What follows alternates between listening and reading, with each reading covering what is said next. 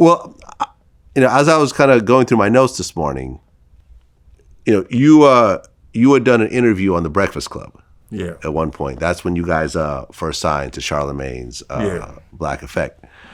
And after the interview, Trevon Lane actually did an Instagram post, which is now deleted, about you. And I'll just read it real quick. He said, "Everyone hit me up a couple days ago asking if I saw the Breakfast Club interview with James. So I looked at it. First of all, James was never part of Death Row Crew. He and a couple of homies worked for Suge the year before.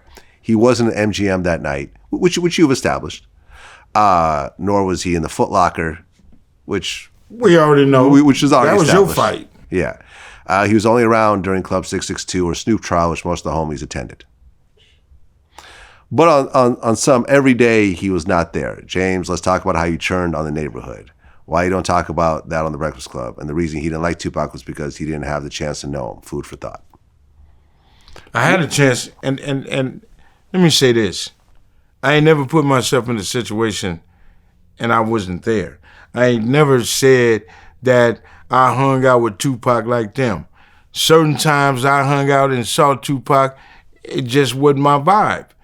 You know what I'm saying?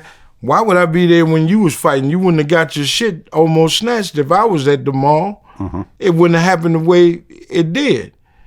Only 662. If I wasn't there, none of you cats would have ever been there. Trevon and none of these cats knew. Nobody from the hood knew Suge. None of these dudes. Buntry didn't even know Suge. And Suge lived around the corner from us. That's how tight he was. So when I saw that, I got the fuck up mad. I'm just like, I dare this nigga. And went to the hood looking for Trevon. People got to telling mob in the hood, you know what he over here for. I left.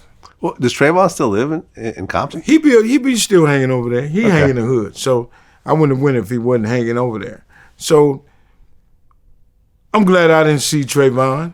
Well, I mean, I speak to Trevon, from time to time. Right. We've been talking about doing an interview forever, which hasn't happened. He's still holding off, I think, for a big documentary or film project, which may or may not come. I don't know. I'm not in his business like that. But he has an offer if he wants to come tell his story. He has an open invitation. He knows that. What happened to my brother? Well, yeah. I mean, your brother reached out to us also.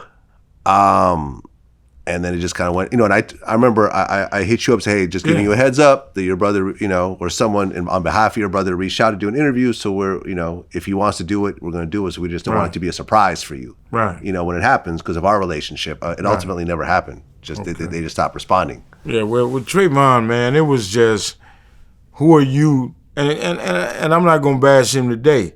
I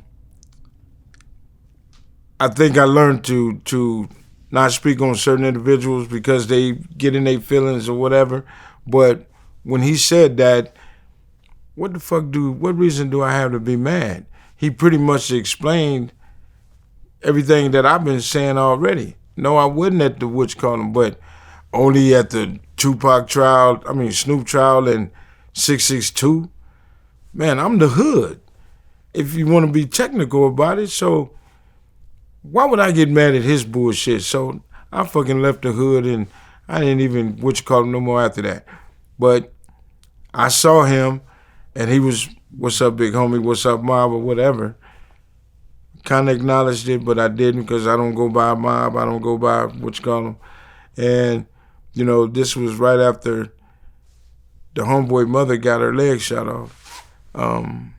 Miss Stevenson went through there. They was hanging out. So that was my only reason for going.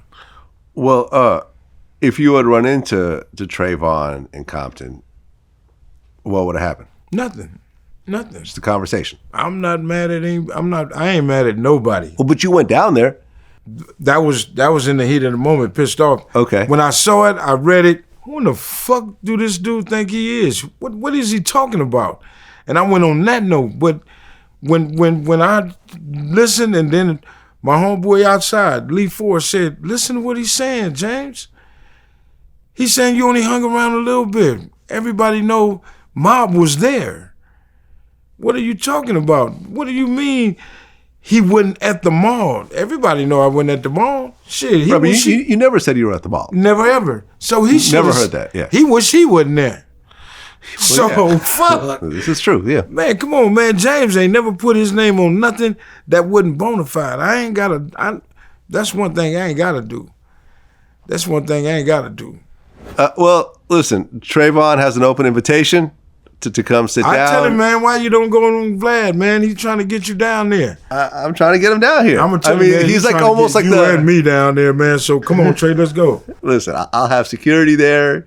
You know, so he'll feel 100% safe. Yeah, you know what I mean. I'll take care of it. You know, I feel like he's almost like out of all my interviews, it's sort of like the missing puzzle piece. Well, in all this. You know what, Trevon more trying to just stay out of the way because he ain't trying to kick up the dust or rehash the shit that was going on. So listening to everybody else, you might get tricked into saying something you don't. He pretty much said, well, I'm going to stay away from it. Yeah, but he's not really staying away from it. He still makes comments on Instagram and, you know, I mean, he's coming out with some music from what I understand. That he got control over. Yeah. The music, I don't know. Yeah. I mean, you know what's interesting is that someone actually sent me the cover to Orlando Anderson's album. He actually had an album he put out. Well, I know he had a studio right next to my daughter's mama house. Okay. His auntie lived right there on California. I didn't know they put an album out on him. He could rap too.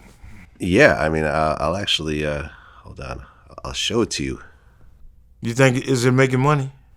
No, it was never really put out. This was just like, I think it was like on a cassette or something. Like, this is actually what it looks like. Wow. Yeah, Orlando. Is it 5 Anderson? Live Anderson? Yeah, Success Records and Entertainment. Wow. You know, is that his uncle? I don't know. Or that's the group that's the company he That's had. the company Success. I mean, this doesn't sound like a real label. But like, that's you know what what I mean. But it's got 17 songs. You know, What's Crackin', 7 Deadly Sins, More After Daylight, Ride to This, I Keep Rolling, Blow 'Em Out the Water. I mean, every song is about shooting people, pretty much. You know, No Haters Allowed. You know, it was one of those things. He even kind of looked like Tupac a little bit. No. If you notice, a little bit in the face. They can be cousins. They can be cousins. That's what I'm saying. Probably was cousins. That's what I'm saying. We so close to each other.